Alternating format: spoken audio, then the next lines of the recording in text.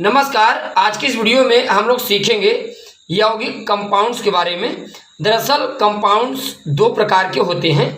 यौगिक दो प्रकार के होते हैं, एक कार्बनिक है, दूसरा अकार्बनिक है। दरअसल मित्रों, इसके पूर्व वीडियो में हमने भौतिक वर्गीकरण में ठोस, द्रव, गैस के बारे में बताया। उसके बाद रासायनिक वर्गीकरण में शुद्ध पदार्थ के अंतर्गत वीडियो में हमने तत्व के बारे में बताया, जिसमें धातु, अधातु, उपधातु तीनों हैं, वो आप देख सकते हैं।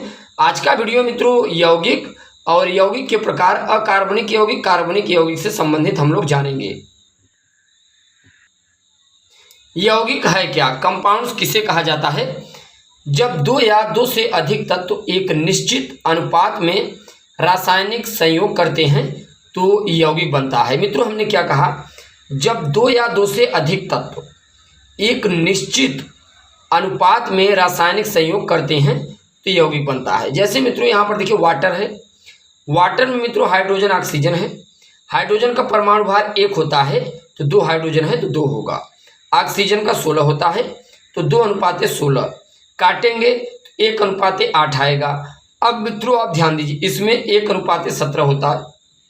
चाहे जहाँ का मित्रों आप जल ले आइए, सभी में 1:8 ही मिलेगा जल यानी यौगिक में, यानी कि एक निश्चित अनुपात में रासायनिक संयोग से बनते हैं। आगे देखिए, यौगिक को रासायनिक विधियों द्वारा उनके अवयवों में तोड़ा जा सकता है। जैसे जल एक यौगिक है, इन्हें हम वैद्युत अपघटन द्वारा, वैद्युत धारा के प्रवाह के द्वारा इन्हें 2 भागों में तोड़ सकते हैं। एक हाइड्रोजन गैस निकलेगी, दूसरी ऑक्सीजन गैस निकलेगी। तो इन्हें मित्रों विद्युत के द्वारा हम 2 भागों में क्या कर सकते हैं? तोड़ सकते हैं, यानी वैद्युत अपघटन करा देंगे। दरअसल मित्रों यौगिक के गुण अपने अवयव से बहुत ही अलग होते हैं। अवयव से मित्रों क्या है? जैसे ये बताइए मित्रों, देखिए हाइड्रोजन एक ज्वलनशील गैस है, हाइड्रोजन जलती है और ऑक्सीजन जलने में सहायक है। ऑक्सीजन की उपस्थिति में आप किसी वस्तु पदार्थ को जलाते हो। हाइड्रोजन एक ज्वलनशील गैस है। क्यों? क्योंकि हाइड्रोजन ज्वलनशील का मतलब यह होता है मित्रों, हाइड्रोजन किसी वस्तु की उपस्थिति में है तो वस्तु जलने लगेगी।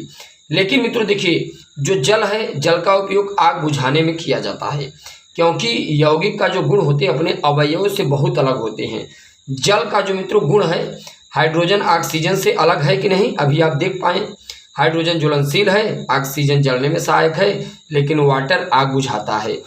यौगिक के प्रकार, यौगिक 2 प्रकार के होते हैं, कार्बनिक यौगिक और अकार्बनिक यौगिक। Organic compound, inorganic compound. कार्बनिक यौगिक क्या है? इनमें कार्बन व हाइड्रोजन दोनों तत्व उपस्थित होते हैं। ये अधिकतर सजीवों से प्राप्त होते हैं। मित्रों देखिए, कार्बन में हाइड्रोजन जरूर होगा, ये चीज़ आप ध्यान में रखना। अगर कार्बन में हाइड्रोजन नहीं है तो वह कार्बनिक यौगिक नहीं है। जैसे CH4 है, बेंजीन है, एथेनॉल है यानी एथिल अल्कोहल शराब है, तो ये सब मित्रों देखिए कार्बनिक यौगिक है, क्योंकि इनमें कार्बन हाइड्रोजन दोनों तत्व उपस्थित होते हैं, अधिकतर सजीवों से प्राप्त होते हैं। अब आगे आप ध्यान दीजिए, अकार्बनिक यौगिक, इनऑर्गेनिक कंपाउंड। इनमें कार्बन हाइड्रोजन दोनों एक साथ उपस्थित नहीं होते हैं। ये अधिकतर निर्जीवों से प्राप्त होते हैं। मित्रों देखिए, अकार्बनिक वे हैं जिनमें कार्बन हाइड्रोजन न हो या कार्बन हाइड्रोजन के अतिरिक्त अन्य कोई हो। राइट, जैसे यहाँ पर आप ध्यान दीजिए, यहाँ पर वाटर है और अमोनिया है।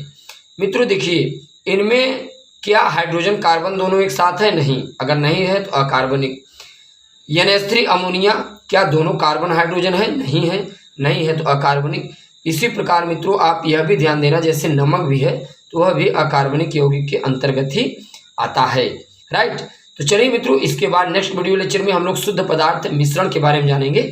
चैनल पर नए हैं, चैनल को आप सब्सक्राइब कीजिएगा। धन्यवाद।